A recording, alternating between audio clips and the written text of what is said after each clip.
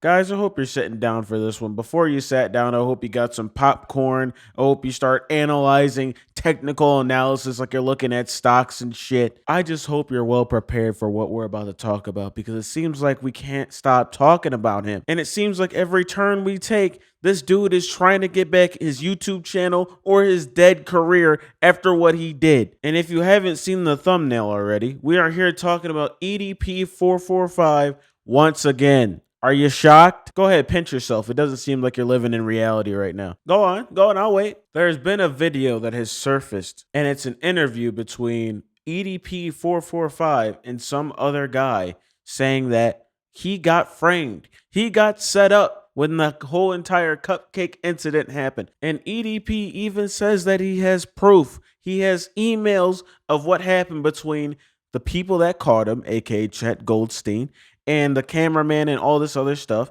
And we're just going to get into this video because it's absolutely insane. I have never seen somebody attempt to lie this massively when everybody else knows that they're in the goddamn wrong. They're lying their ass off. I've never seen this before. So let's just get into the interview, man. Let's see what EDP has to say. Let's see if he has valid evidence. I don't know. Maybe I might be wrong, but I really don't think so.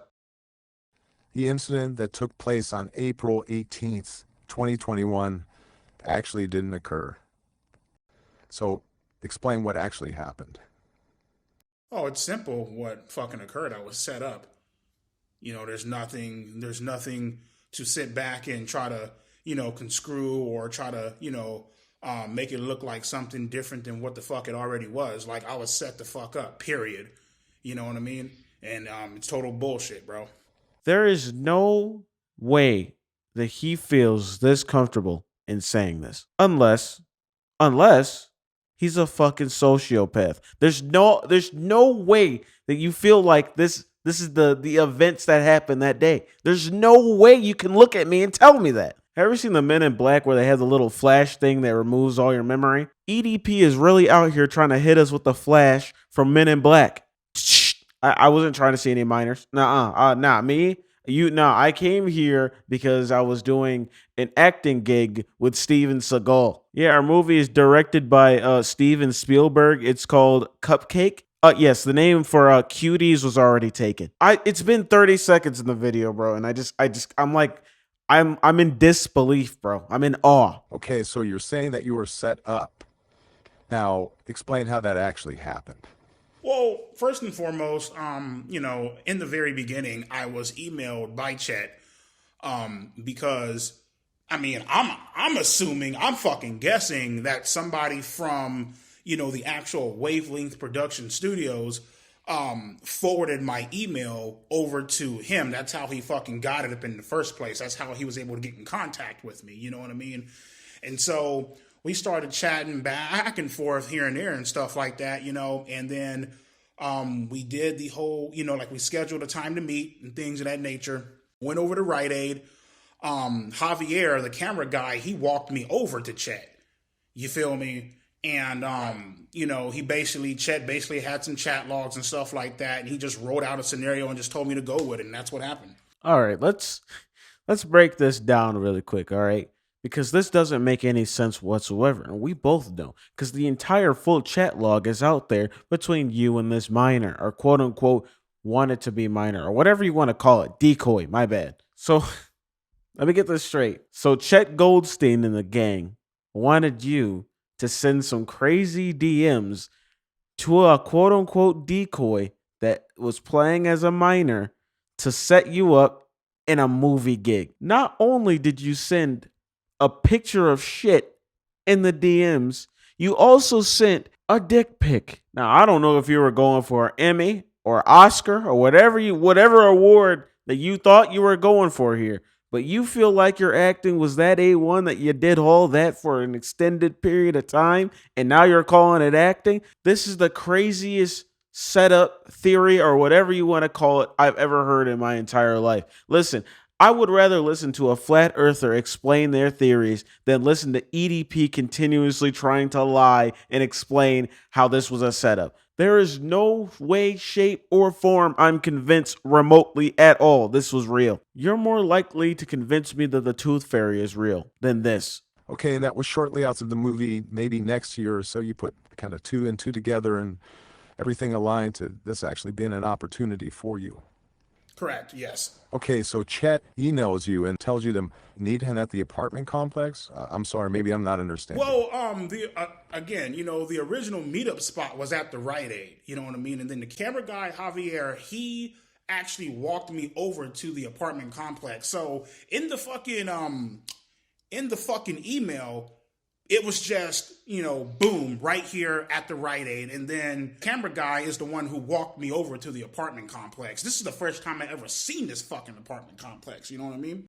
It was just like, boom, appear here. And then the internet was like, boom, we're on your ass. And you were like, boom, I came here for a cupcake. And boom, you fucked up because you sent the dick pic. Boom, career's gone. I just can't believe the interviewer is sitting here so calmly. Like, the interviewer is really out here with a pad and pen and going, all right, I'm going to write this down, write this down, write this down. I also feel that if you challenge EDP on any of these things, he might just leave the call and never talk to you and take your money. So I guess in a way, this reaction that the interviewer is giving and not really challenging him on what he did, and it's kind of warranted because, I mean, if he paid for the interview, I wouldn't want to get goddamn scammed. But at the same time, I don't think I would be so nonchalant about my questions either, or not challenge him. Do you have any indication on what you're walking into, what type of scene you're going to be acting out?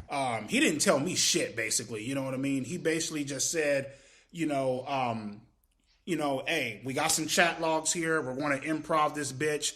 Go along with it. I'm just like, all right, cool. So, and then again, you know what I mean? It's like, how the fuck was I supposed to know this was a goddamn, how the fuck was I supposed to know that this was a goddamn setup? Like, it's like, Yeah, just go along with it, man. We're going to show you your dick pics, Make sure you cry when we threaten to call the police on you, Make sure that you definitely incite that you need to go to jail for your actions, Make sure you ask if your career is ruined. I can't believe you lived in a warped reality that's so bad to the point where you can't even acknowledge that you really tried to go see a minor. And you didn't come out with this evidence during the time of when you were getting your career ruined. It just feels like another desperate act of you trying to get your career back. You weren't saying all this stuff when people were asking you what would you do if you had another chance of redoing this. You would say, I would have brought my gun and shot that motherfucker. You weren't saying that then, so what changed? I can tell you exactly what changed. He's not getting that YouTube money anymore. He has to work a normal job, sweating, walking around. Those things are real hard to do for his big ass. And it's probably hard to maintain a job due to the fact that so many people know you and they'll just call him the spot that you work at and try to get you fired successfully 99% of the time. And it's just like, you got to live under the grid. You got to live like you're a witness protection or some shit. And you're trying to go back to what you had before. And unfortunately, you lost it and it ain't coming back, bucko. You have fucking business cards. You have the official wavelength bullshit. You know what I mean? Motherfuckers is emailing you and shit. It's like anybody in their right fucking mind would have thought that this was legit. Right, and obviously Javier with a camera in your face would be another indication. Right, exactly, dude, exactly. And then all of a sudden, we get done fucking shooting. I go home. All of a sudden, fucking hell breaks loose. I'm like, what the fuck is this shit? You know what I mean? So. Okay, so in your mind, the acting scene is over. You walk back to your car parked at the Rite Aid. Did you conversate with any of the guys further? Yeah, so pretty much I got in my car. I drove off. That would have been, on the end of that. And then I came back.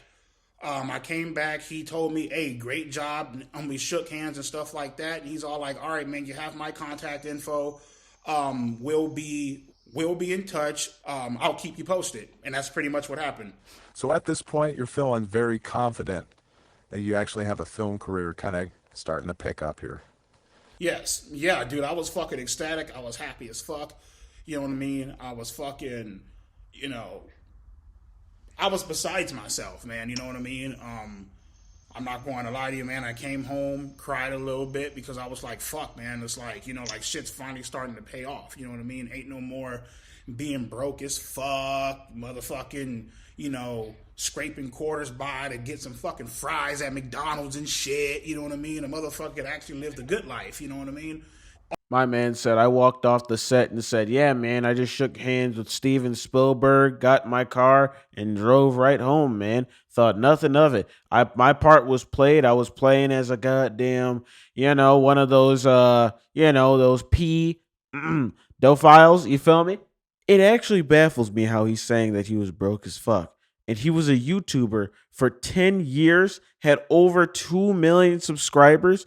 He had a pretty good engagement rate. There's no way that you were broke. I don't believe it. There was even a video of him flexing that he bought his car in cash.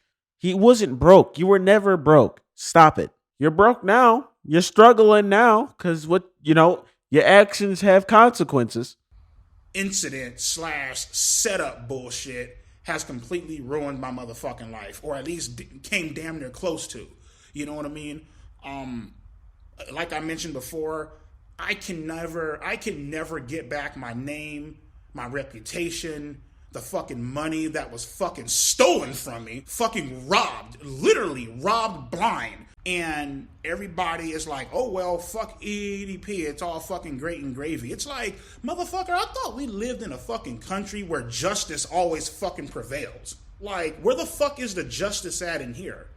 I got fucked. So everything is blowing up. You've got the evidence, you've got the emails. Why not just go to the public and make a statement? Well, that's the thing, bro. Like, I went into my mailbox and I noticed I had deleted all of the fucking emails.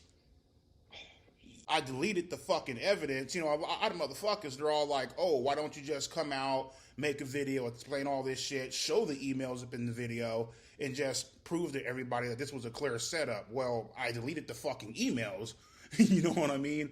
I started freaking the fuck out. Then I contacted the lawyer, and my lawyer told me you can actually retrieve deleted emails as long as it's within a 30-day period. You know what I mean? And when he mentioned that to me, he also mentioned, once you receive those emails, forward everything to me. You know what I mean? But also shut the fuck up and don't say anything. Don't make any statements. Don't make, any unnecessary public statements, because, you don't want to come out, with any unnecessary bullshit, you know what I mean? Motherfuckers trying to, conscrew shit. It's best to just keep quiet, you know what I mean? So there's a 2-year statute of limitation. And if you do your research and if you actually do the math, 2 years statute of limitation. Right now, it's 2023, March 17th. Okay? If you do your research, 2 years ago, you feel me, was, on the cusp, somewhere around there. It was April 16th, April 18th, somewhere around there, 2 years ago. So everybody's all like, oh, well, why are you just now coming out now? Well, motherfucker, I just explained that there's a 2-year statute of limitation.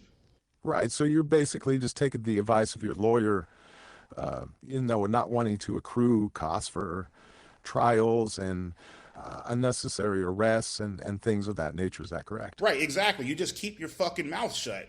Everybody wants to sit back and, oh, well, I want to come out and defend myself. Well, bitch, all right, well, I mean, shit, your ass might be in fucking jail, bitch. You know what I mean? So it's like, why say anything? Keep quiet. Listen to your fucking lawyer, There was a lot to unpack at the end, and I completely understand. But listen, as you can see, the entire thing of what he's saying is complete bullshit. All cap, malarkey, buffoonery, baloney. Yeah, man, the primary evidence that I need to, prove that I'm innocent through this entire thing, I just accidentally deleted it, man. I got a movie role, I went there, and I accidentally deleted the evidence that I was set up for this. Oops, my bad. But I sent it to my lawyer a couple years later or something after he said that I can retrieve it in 30 days. Bitch, it's been 2 years. You're telling me there's not a month out of those 2 years that the emails were gone entirely? Or did you send these quote unquote emails during that time that they were set up and you had to just stay hush hush for 2 years?